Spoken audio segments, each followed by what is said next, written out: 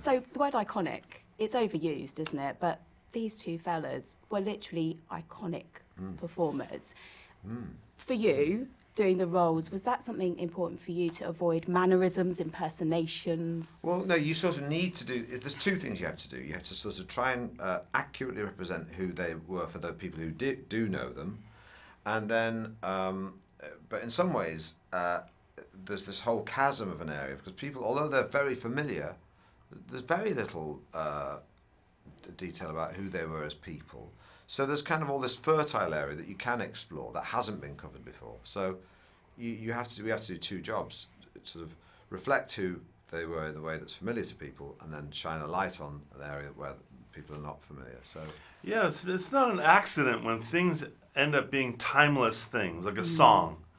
A song remains a timeless song because people keep singing it.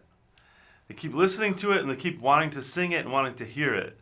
And so Laurel and Hardy are timeless to us, and each generation, since they made their first films, has gone along and said, you know what, these guys are still valuable to us.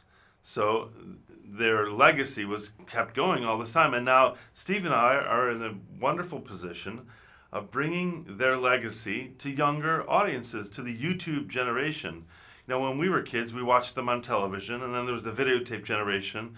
And now, you know, all of Laurel and Hardy's work is on YouTube, and it's one of the great joys of doing the film is getting to show people, not because we're nostalgic for Laurel and Hardy or we like the 1930s, but because their work still works as comedy. It's still very, very funny. So I'm really excited for younger people who might not be familiar with them to check out some of their work and our film, but mostly their work. Well, how many people are rushing home and doing just what you've said, going onto YouTube and having a look for the first time at Laurel and Hardy perform and finding actually so much is reused in comedy you see on TV now? yeah, yes. I mean, they sort of set the template for a lot of comedy that came afterwards. And if you watch their stuff now, it still makes you laugh because it's sort of it's strange. It lives in its own. It creates its own universe, its own bubble that is timeless and classless and you know. Anyone, whatever your religious, political, or worldview, or background, cultural background, will find something to laugh at in Laurel and Hardy, and that's that's a unique quality that they have. The power dynamic between these two fellas on stage and off stage is fascinating.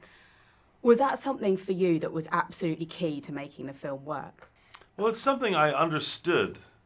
You know, having been in many duos, many different duos, I understand what it's like to be able to pass the power to the other guy and take it. And you know, when to be alpha and when to be beta. It's very important. It's what makes a partnership work.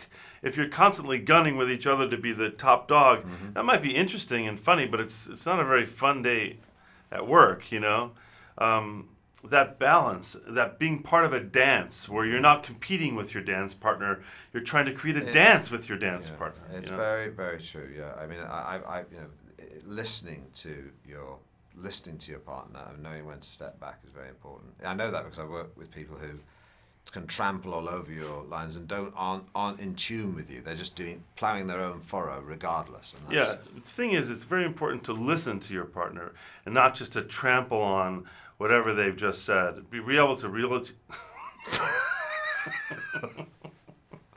listen to what they just said. I was like, sorry, is this a bit? It was a bit, not very well executed, but oh well. But talking about dance, I cannot ignore your Way Out West dance. I don't want to assume, but I'm guessing neither of you are trained dancers.